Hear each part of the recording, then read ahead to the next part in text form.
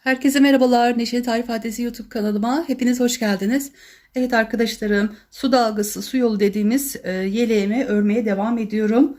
Şimdi size koltuk altını anlatmaya çalışacağım. Sol tarafını yapıyoruz arkadaşlar. Sol tarafımızda şöyle ben şu kısımlarını 30 tane yaptım. Şöyle göstereyim. Evet, yeleğimin şu tepe noktacıklarını sayarak buradan 1 2 3 4 5 diye sayarak arkadaşlar toplamda 30 tane yukarı doğru olacak şekilde 30 sıra yukarı çıktım. Şimdi koltuk altını ben kesmiyorum burada. Önce yakayı başlıyorum. Yakanın biraz daha aşağıda, bir iki sıra aşağıda olmasını istiyorum. O yüzden 30 sıra buraya yaptım. Arka arkadaşlar, şu arka kısmını da 32 olarak yaptıktan sonra kasmaya başladım. Evet, 30'dan sonra koltuk altını kasmadan buraya kadar geliyorum ve burada kasma işlemine başlayacağım. 2 sıra yapıyorum. 2 sıra yaptıktan sonra koltuk altı yapımına geçeceğiz arkadaşlar. Evet, birinci videomda arkadaşlarım nasıl buradan başladım. Biraz nasıl ördüğümü göstermiştim. Örneğin nasıl yapıldığını ve 30 sıra olarak yukarı doğru çıktım arkadaşlar ben. Şimdi koltuk altını geçmeden yaka kesimine başlıyoruz arkadaşlar. Şimdi arkadan yaptım. Şimdi ön tarafa geldim. Şöyle yeni bir hatırlatma olsun. Ben örneği nasıl yaptığımı tekrar bir göstereyim. Evet, arkasını sıkı iğne, hep sıkı iğne oluyor. Yapmış olduğumuz örneğimizin arkasını sadece sıkı iğne yapıyoruz. Başka hiçbir işlem olmuyor. Sonra sık iğnemizi yaptık. 2, 3, 4 tane zincir çekip ön tarafa döndük. Başını 2 sefer doladım. Hemen dibine arkadaşlar, içine 1, 2, 3, 4. 4 de yapıp çıkıyorum. Burayı toplamda burasının içine arkadaşlar 5 tane dolduruyorum.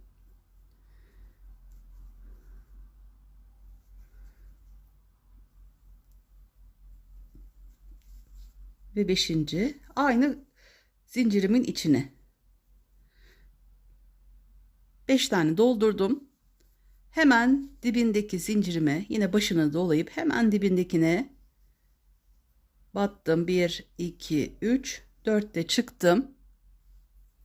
Şimdi bir tane başını 2 sefer doluyoruz. Hiçbir aralarda zincir çekmiyoruz. Bir tane boş bırakıp ikinci olan zincirimizin içine battım ve 4'te çıktım. Tekrar başını 2 sefer doladım.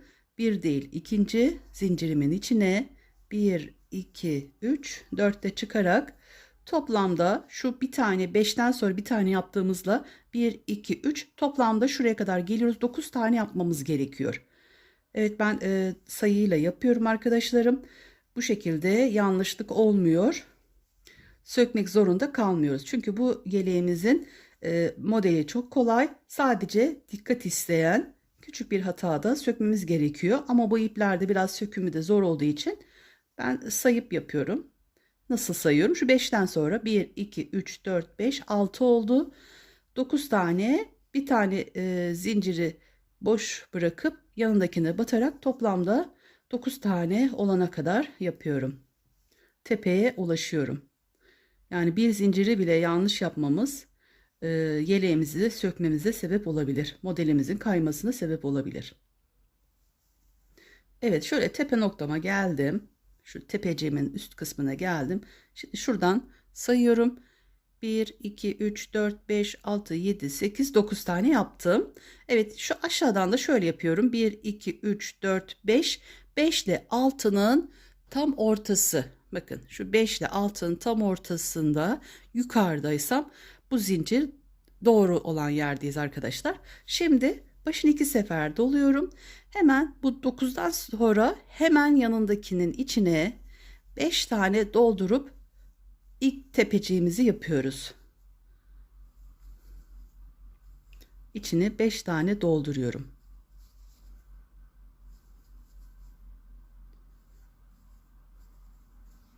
Eliniz alıştıktan sonra daha hızlı yapıyorsunuz modeli. Evet, şu an ben 3. yeleğimi örüyorum bu modelde. Elim de iyice alıştı. Şöyle içini 2, 4, 5 tane doldurduktan sonra tekrar 2 sefer doluyorum ve hemen bunun hemen yanındakine batıyorum. Atlama yapmıyorum zincirimde.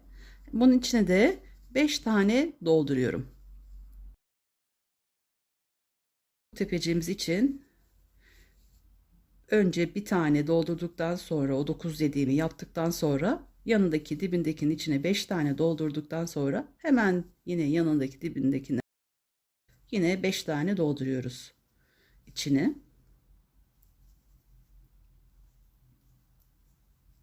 Şöyle bir sayalım.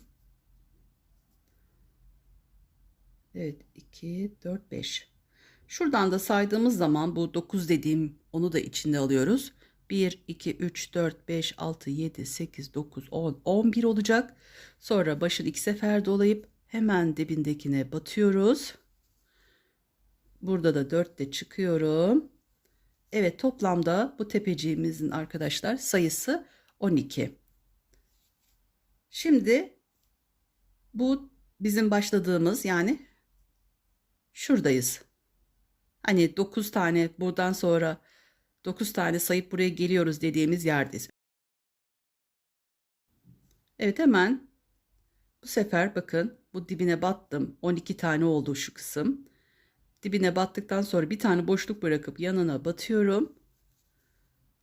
9 tane yaptığımız yere geldik. Bu 1 oldu, bu 2. Bir tane boşluk bırakıp yanındaki zincire batarak toplamda 9 tane yapana kadar, yukarı çıkana kadar yapıyoruz.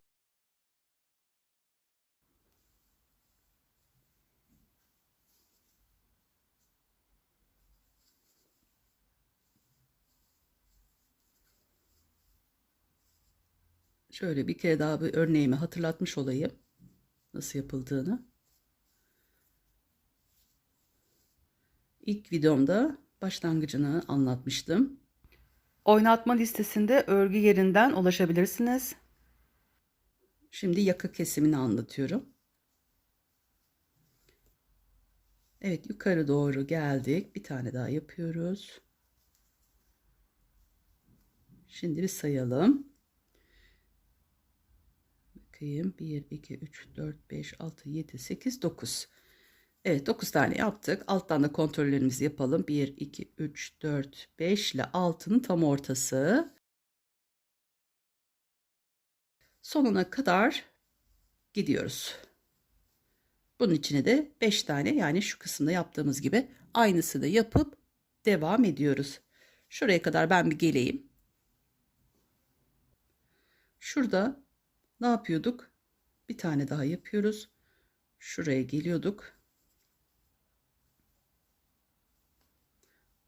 Buradan başlayınca 9 tane sayıyorduk. 1, 2, 3, 4, 5, 6, 7, 8, 9. Evet. 9 tane yaptıktan sonra şurada bir tane kalıyor. Bu bir tanenin içine 5 tane dolduruyorduk. 5 yerine arkadaşlar 4 tane dolduruyoruz. Bir tane eksiltme yapıyoruz yani. Kesimimize buradan başlıyorum. En son zincirimin içine 5 tane dolduruyordum. 5 yerine 4 tane doldurup ilk yaka kesimimize başlıyoruz. Evet, 3 son, şöyle 4'ü yapayım.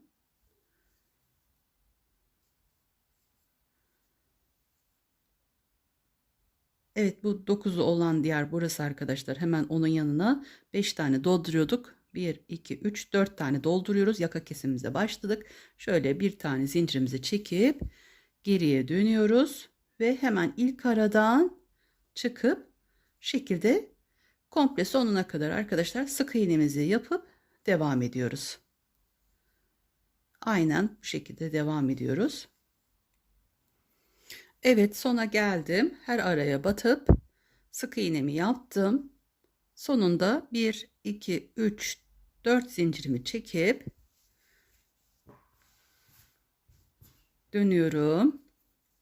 31. sıramızı yapmıştık. Şimdi 32. sıramızı yapıp yine buraya kadar geliyorum. Buradan ben şöyle bir tane hani göstereyim yine. Zincirimin içine 4 de çıkarak zincirimin içine 5 tane dolduruyorum.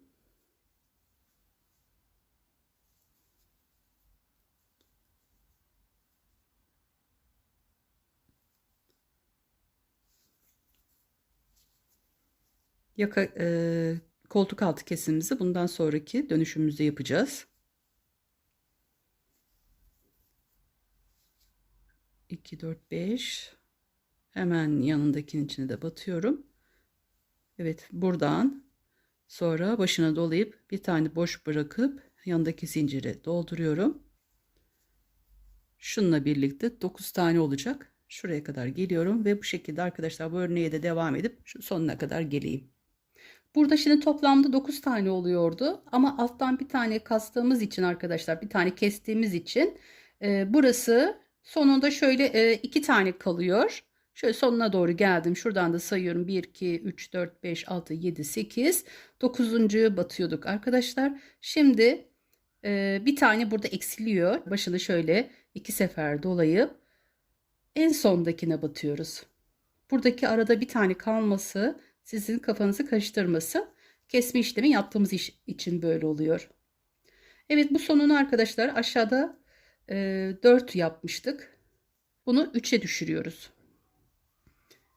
Yukarı doğru 5, 4, 3, 2, 1 şeklinde kesme işlemi yapacağız. Bir tane zincirimi çekiyorum. 3 tane yaptık. Şimdi dönüyorum. Hemen arasından şöyle geçip sonuna kadar sık iğnemi yapıp arka kısmını devam ediyorum. Yani bu kısımdayız. Arkasını yapıp devam ediyorum. Sonuna kadar geliyorum. Bir tane zincir çekiyorum ve artık koltuk altı kesimimize başlıyorum. Koltuk altı kesimi yaparken şu kısmımızın şöyle düzgün durması gerekiyor. Şurada da yapmış olduğum gibi. Sonra buradan böyle yukarı doğru güzel bir şekilde olması için hiç zincir çekmeden hemen dibine batıyoruz. Kaydırma yapıyoruz. Hemen arasına batıp geçiyorum. Yani kaydırma yöntemini yapıyoruz arkadaşlar. Yanındaki zincire de battım. Onu da kaydırma yöntemiyle 2 sefer kaydırma yöntemi yaptık. Şimdi arkadaşlar şöyle sık iğnemizi yapıyoruz. 2 tane de sık iğnemi yaptım. Şimdi başını doluyorum. Üçünü bir çıkıyorum. Tekrar başını aldım. Yanındaki zincire üçünü bir yaparak şuradaki arkadaşlar ovalliği, sivri böyle bir ovallik var. Burayı düzeltmemiz gerekiyor. Onun için şimdi başına doluyorum. Yanındaki zincire batıp 2'de çıkıyorum. 2 tane 2'de çıkıyorum. Ortadayız. Burada da 3'te çıkalım. 1, 2, 3. Yanındakine batıyoruz. 1, 2, 3. Bir tane daha yapalım. Evet, 3 tane de 3'te çıktım. Şimdi başını dolayıp 2'de çıkıyorum. Tekrar başını doladım. 2'de çıktım. Şimdi yukarı doğru gidiyoruz. 2 oldu. Yine 2'de çıkıyorum. 3 oldu. 4, 5,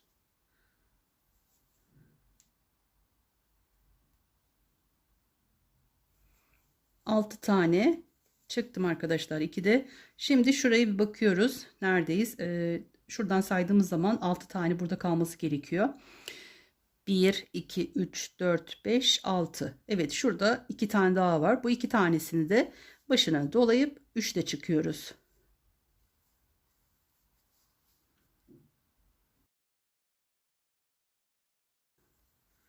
Şöyle buradan arkadaşlar şu kısmı şöyle düzleştirdik. Sonra da 2'de çıka çıka geldik. 2 tane de 3'te çıktık. Şuradaki sayımızı kontrol ediyoruz. 1, 2, 3, 4, 5, 6. Evet, 6.'yı arkadaşlar başını 2 sefer doluyorum. Ve burada aynı 4'te çıkıyoruz. Bu kutucuğun içine 5 tane dolduruyoruz. Yani şu modelimizin başına gelmiş olduk. Buradaki amacımız aradaki boşluğu kapatmak. Aynı kutucuğun içine şimdi 5 tane dolduruyorum.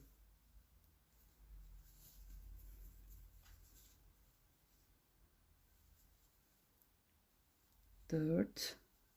Şöyle bir sayayım içine. 1, 2,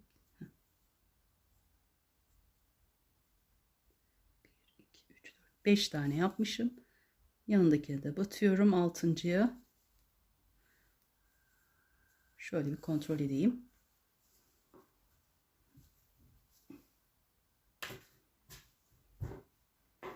Evet, şuradaki amacımız şuradaki sivriliği, şu ovalliği düzeltmek. Şöyle düz hale getirip sonra örneğimize geçtik. Evet, burada 2 tane kaydırdık. 2 tane arkadaşlar sık iğnemizi yaptık. 2 tane üçünü bir çıkarttık. 2 tane 2 de çıktık.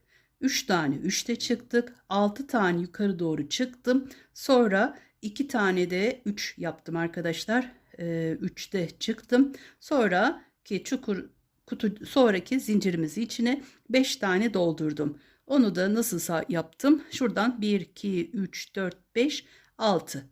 6. kutucuğumun üstündeki boşluğa zincirimin içine 5 tane doldurdum. Sonra 5 tane doldurduktan sonra hemen yanındaki zincire de bir tane yapıp artık bu başlangıç kısmına gelmiş olduk.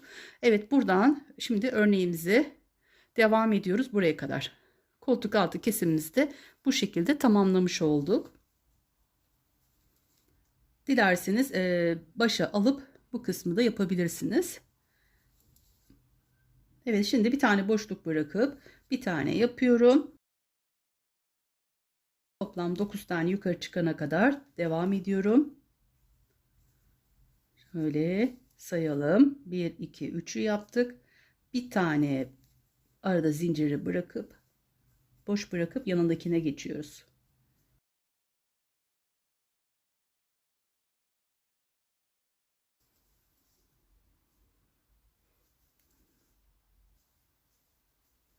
Toplamda 9 tane olacak.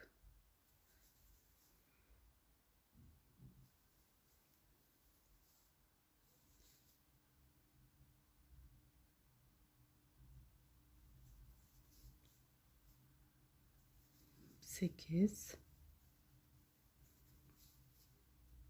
Evet, 9'u da yaptık.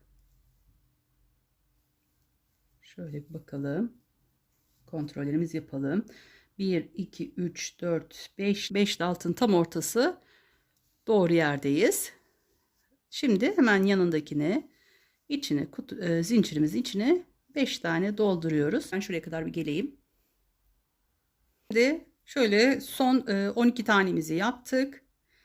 Evet, şimdi biz yaka kesimine ne zaman başlamıştık? 2 sıra aşağıda başladık arkadaşlar. Şimdi yaka kesimimizi burası 31, 32, 33. sırada yaka kesimimizi yapmaya yine devam ediyoruz.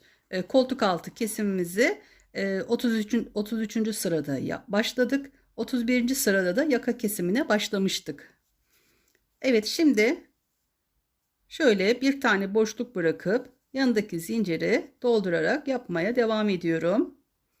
Bir zincirimizi atlıyoruz. Hemen yanındakine 4'te çıkartıp örüyorum. Burada sayılarımız artık değişebiliyor. Çünkü bir tanesini kesme işlemi yapıyoruz.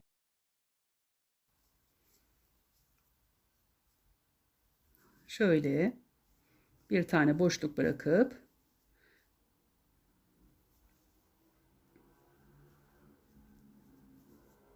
evet, 1, 2, 3, 4, 5, 6, 7. Evet, burada nasıldı? 1, 2, 3, 4, 5, 6, 7, 8. 8'den sonra bir tane bir boşluğumuz kaldı.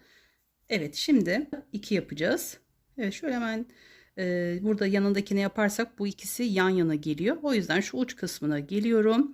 Uç kısmına batıp şimdi arkadaşlar aşağıda 3 yapmıştık. Şimdi 2 olacak burası.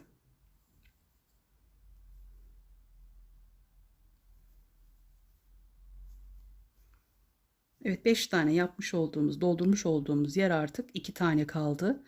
5, 4, 3, 2. Şimdi bir zincir çekiyorum ve arkasını şuraya kadar bir geleceğim. Şöyle buradan dolduruyoruz. 1, 2, 3, 4,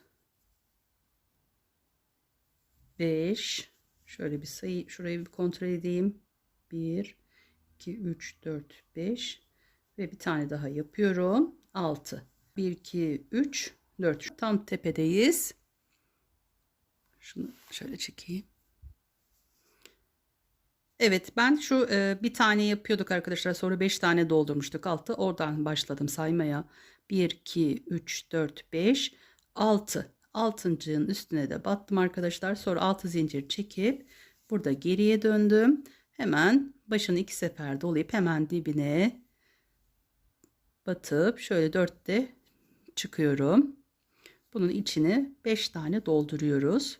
Şu an başındakiyle birlikte 3 oldu. Başındakini de sayıyoruz. Şimdi dördüncüyü yapıyorum. Ve beşinciyi yapıyorum. Aynı zincirin içine başındakiyle birlikte 1, 2, 3, 4, 5. 2 sefer dolayıp hemen dibindeki zinciri tekrar şöyle yapıp şimdi arada bir tane boşluk bırakıyoruz. Bir zincirimizi atlıyoruz. Yanındaki zincirimize batarak 9 tane yapıyoruz yukarı doğru. Bir zincirimizi atlayıp yanındakine batıyoruz. Aynı alttaki gibi yapmaya devam edelim. Şu kesme yerimize gelene kadar. Evet, şurada 1, 2, 3, 4, 5, 6. 6. noktamızın hemen üstündeyiz. Ve koltuk altımızı bu şekilde tamamladık. Artık bir üst sıramızı çıktık. Evet, bu şekilde devam edip şu kesme yakamıza kadar, yaka kesimine kadar geliyoruz. Mutlaka kayma olmasın. Demiş olduğum gibi şuradan 5 tane sayın. 5 ile 6'nın tam ortası yukarıda olduysa doğru yerdesiniz. Bir tane bile hani kayma yapmasın. Yoksa kayma yaparsa bu kısmı, şurayı, arkadan sık iğne yaptığımız yeri söküp tekrar altındakini de sökmek zorunda kalabiliriz. Evet, şimdi yine sonuna geldim. Evet, burada da arkadaşlar 9 tane oluyordu. Bunlar da gitgide bir bir yukarı doğru eksiliyor. Buradan burada 7 tane de, burada 1, 2, 3, 4, 5, 6 tane kalıyor. Başını 2 sefer doluyorum. Hemen ucundaki noktaya, ucundaki zincirimin içine battım. Ve şöyle çıkıyorum. Altta arkadaşlar şu bir taneden sonra 2 tane doldurmuştuk. Yani 4, 3, 2, 1 yapıyoruz. Bir zincir çekip geri dönüyoruz. Hemen ilk zincirimizin arasından sık iğnemizi yapıp sonuna kadar gidiyoruz. Sona geldim. 4 zincir çektim. Burada bir tane kaldı. O yüzden şuraya kadar örüp geliyorum. Buradaki zincirimizin içine 5 tane dolduruyoruz.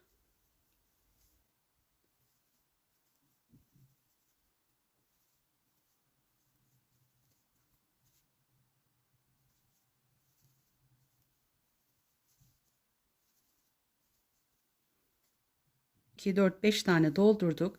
Yanındaki zinciri de arkadaşlar bu sefer 5 değil 4 tane dolduruyoruz. Yani burada kesme işlemimiz bitti. Artık şurada bu örneğimizde başlıyoruz kesme işlemini. Buradan toplamda 4 tane zincirimizin içine dolduralım. 5 yerine 4 tane dolduruyoruz. Kontrollerimi yapayım. 3, bir tane daha yapıyorum. 4. Evet, başına doluyorum. Hemen yanındaki zincire batıyorum. Bu sefer hemen bir tane bırakıp zincirimizi boş bırakıp hemen yanındakine batıyoruz. Aynı işlemleri sonuna kadar yapıyoruz. Bir tane boş bırakıp yanındakine. Evet, bir tane boş bırakıyoruz hemen yanındakine. Başını doluyorum. Bir tane boş bırakıp yanındakine yapıyoruz. Ve bir tane zincir çekiyorum. Geri dönüyorum ve sonuna kadar sık iğnemi yaparak. Evet, arkaya sık iğneleri yaptım. 4 zincir çektim. Geri dönüyorum. Ve şu an koltuk altımızın 1, 2, 3, 4. sırasına başlayacağız.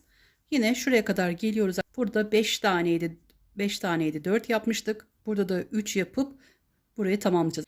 Şimdi şu tepecikteyiz. Bir tane tepeciğimize 9 tane oldu. 9. yere battım. Sonra hemen yanındakinin içine 2, 4, 5 tane doldurdum. Şimdi başını 2 sefer doluyorum. Hemen yanındaki zincirin içine. Bu sefer arkadaşlar altta 4 yapmıştık. Şimdi 3 tane dolduruyoruz. Gitgide azaltıyoruz.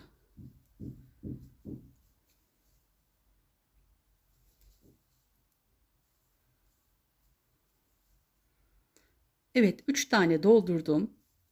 Şimdi hemen yanındaki zincirin içine bir tane doladım. Hemen yanındaki zinciri de bir tane doldurdum. Başını 2 sefer doluyorum. Bir tane boş bırakıyoruz ve hemen yanındaki zincirin içine yapıyorum. Tekrar başını 2 sefer doluyorum. Bir tane boş bırakıp hemen yanındaki zincirimizin içine 4'te çıkıyoruz. Başını doluyoruz. Bir tane boş bırakıp hemen yanındakine yine arkadaşlar bir tane boş bırakıyoruz. Şöyle buraya da batıp buradan çıkıyoruz. Başını bir kere şöyle zincirimizi çekiyoruz ve geri dönüp sonuna kadar şöyle sık iğnemizi yapmaya devam ediyoruz. Şöyle bir bakalım. Evet, bu koltuk altı kesimimiz.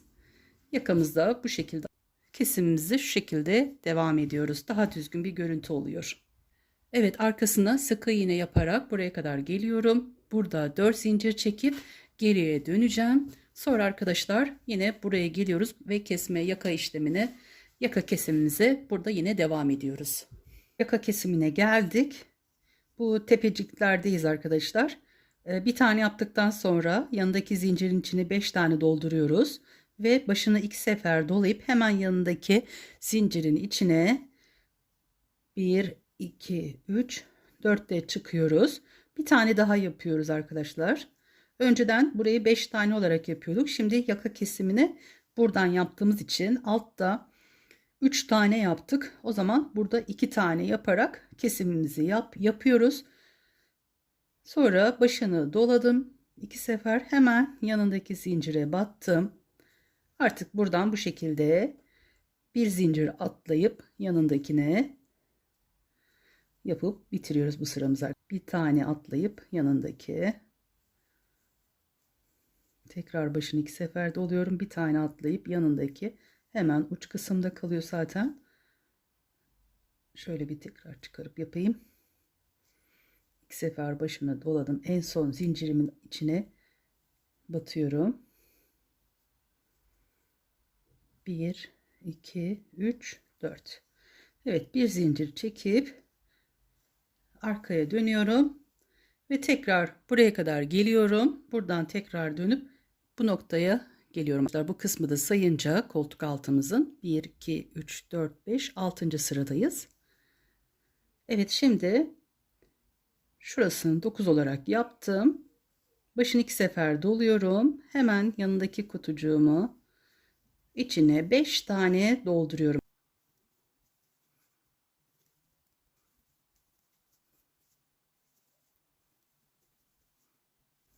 5 tane kutucuğumu doldurdum. Aşağıda arkadaşlar 5 tane yaptığımız yere gitgide eksilterek 2 tane yapmıştık. Şimdi yanındaki kutucuğa bir tane yapıyoruz. 5 tane yaptığımız yere bir tane yapıp tekrar başını dolayıp hemen yanına da bir tane batıyoruz. Şimdi başını 2 sefer doluyoruz. Bir tane boşluk bırakıp yanındakine başını 2 sefer doluyoruz ve bir tane boşluk bırakıyoruz. En diptekini arkadaşlarım bu şekilde yapıp çıkıyoruz. Bu sıramızı da bu şekilde tamamladık. Bir zincirimizi çekiyoruz. Evet, geri dönüyoruz. Sık iğnemizi yapıyoruz. Tekrar geri dönüp tekrar bu kesim yerine geliyoruz. Yaka kesim yerine geldik. Şimdi şuradan şöyle sayınca şu tekli olan yere kadar arkadaşlar 9 tane yaptım. Onun yanındaki zincirin içine 1, 2, 3, 4, 5 tane doldurdum. Burada aşağıda arkadaşlar bir tane eksiltmemizi yapmıştık. Yani geri bir tane kalmıştı 5 taneden. Bu sırada artık onu da kaybediyoruz. Direkt hemen yanındaki başını 2 sefer dolayıp hemen şu dibindekine batıyoruz. Tek bu kalıyor burada. Sonra başını 2 sefer dolayıp şurada 1 2. Evet, bu şekilde yaptık. Şimdi geri dönüyoruz. Tekrar buradan sık iğnemizi yapıyoruz. Buraya geliyoruz ve tekrar yaka kesim yerine gelip orada tekrar ne yaptığımı göstereceğim. Şimdi burada 2, 4, 5 taneyi doldurdum. Yanına bir tane zincirimin içine yapmış oldum. Şu aşağıda arkadaşlar 5'ten sonra bir tane kutucuğumuzda bir tane eksiltme yapmıştık. Yani bir tane kalmıştı. Şimdi artık burada onu da yapmıyoruz. Hemen yanındakini yapıyoruz.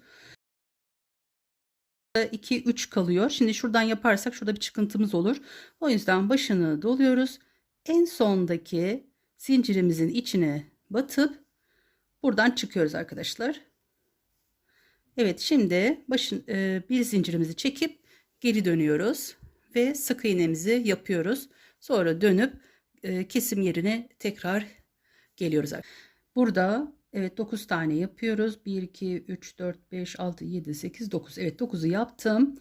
9'dan sonra yanındakine hemen kutucuğun içine 5 tane dolduruyorum.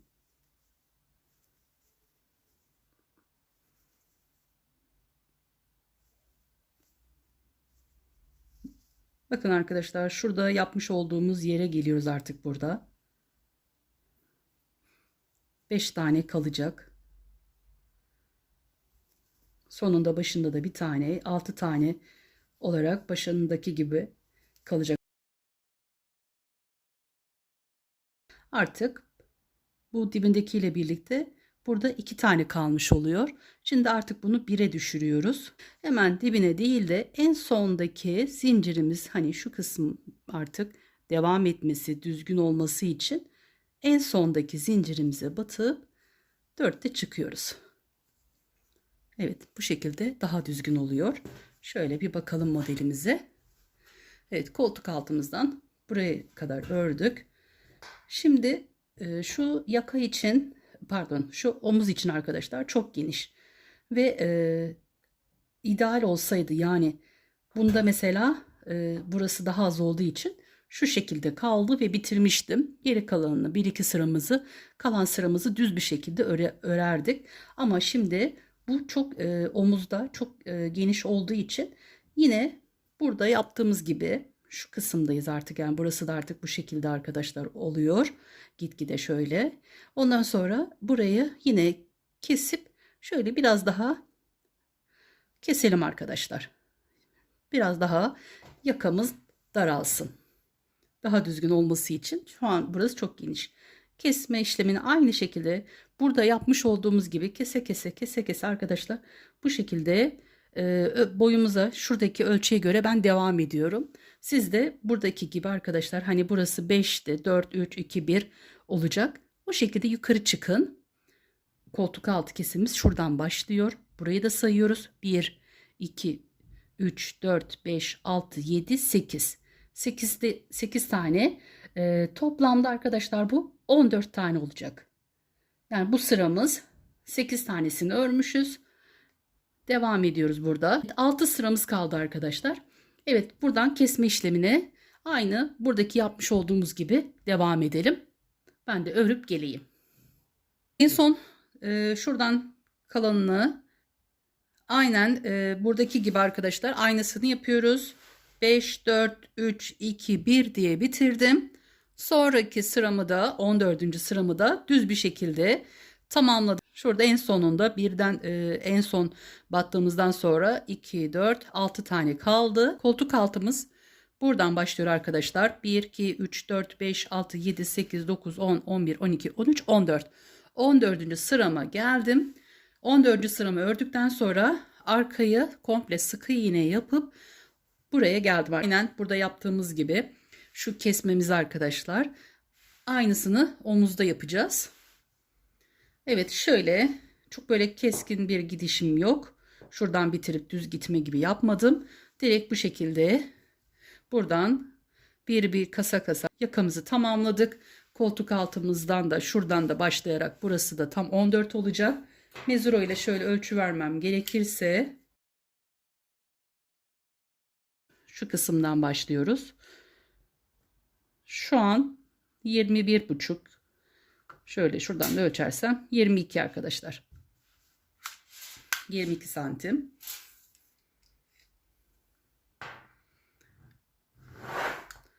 Evet, burası da 26 santim. Boyunu ölçelim.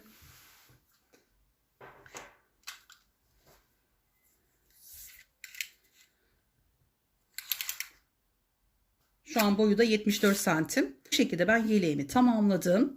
Artık aynı buradaki gibi şurada da düz bir kesim, yani şuradaki aradaki şu boşluğu kapatacağım. Şurada bitireceğim. Bunun için şöyle ipimi doladım. Hiç başını almadan, zincir çekmeden, zincir çekip bir kere dönmüştüm. Ondan sonra bir daha zincir çekmiyoruz. Hemen dibine batıyorum ve burada birinci kaydırmamızı yaptık. Bir tane daha yapıyoruz hemen yanındaki zincirin içine. Şimdi arkadaşlar sık iğnemizi yapıyoruz. Sık iğnemizi yaparken de böyle çıkartıp ikisini bir dolayıp çıkıyoruz. Tekrar başını almıyoruz sık iğnemizde. Evet, hemen iki tane de sık iğnemizi yapıyoruz. Şimdi başını doluyoruz.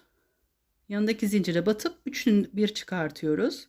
Tekrar başını doladım, üçünü bir çıkarttım. Şimdi başını doladım, hemen yanındaki zincire batıp ikisini bir çıkartıyorum. Tekrar başını doladım, ikisini bir çıkartıyorum. Şimdi ortadayız. Başını doladım. Şimdi de arkadaşlar 3'te çıkıyoruz. 1 2 3. 1 2 3. Bir tane daha yapıyoruz.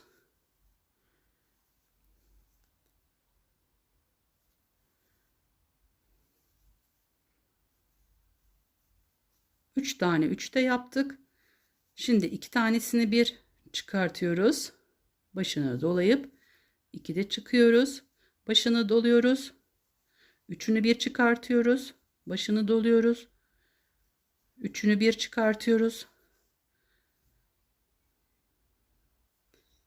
Üçünü bir, 2'de çıkarttık. Üçü de bir çıkarttık. Şimdi arkadaşlar iki tane sık iğnemizi yapıyoruz. İki tane kaydırma.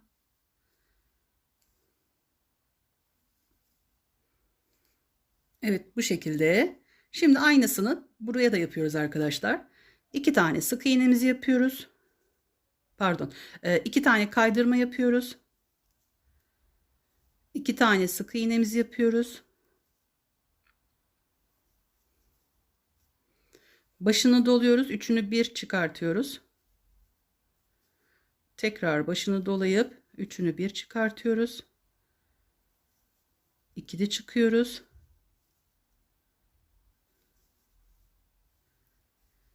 İki tane 2'de çıktık. Şimdi 3'te çıkıyoruz. 1 2 3. Bir tane daha 3'te çıkıyoruz. 1 2 3. Bir tane daha yapıyoruz. 3 tane yapıyoruz 3'te çıkmamızı. Sonra başını bir tane doluyoruz. 2'de çıkıyoruz. Başını dolayıp 2'de çıkıyoruz. Başını doluyorum. Üçünü bir çıkartıyorum. Tekrar başını doladım. Üçünü bir çıkarttım. Şimdi başını dolamıyoruz. Sık iğnemizi yapıyoruz. 2 tane sık iğne. 2 tane kaydırma yapıyoruz. Şöyle arasından geçiriyoruz. Bir tane daha yapıyoruz. 2. Evet, şimdi şu kısmı tamamlamamız gerekiyor. Buraya da düzgün bir şekilde olması için 2 tane kaydırmamızı yapmaya devam ediyoruz. Bu tarafa geçerken evet.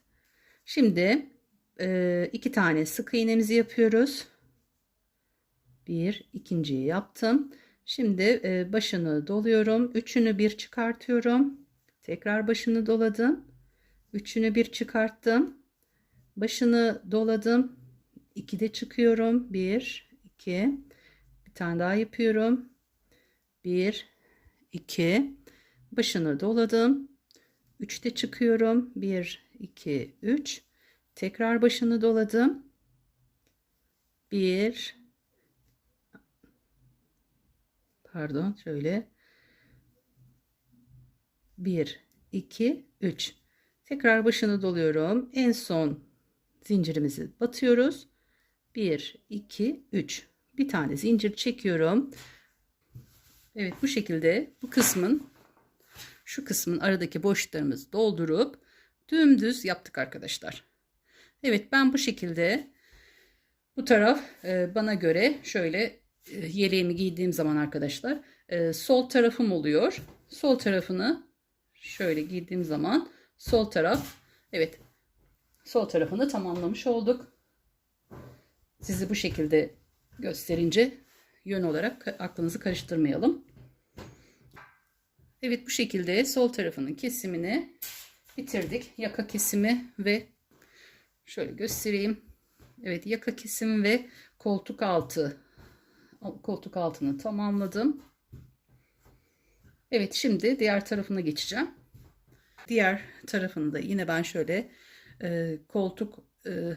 yine ben 30 sıra ördüm. Şimdi bunu yapacağım arkadaşlar. Bunu da diğer videomda anlatayım. Evet, sağ tarafının kesimini anlatacağım. Beni dinlediğiniz için hepinize çok teşekkür ediyorum. Kanalıma abone olmayı, bildirim zilini tüm olarak açmayı unutmayın.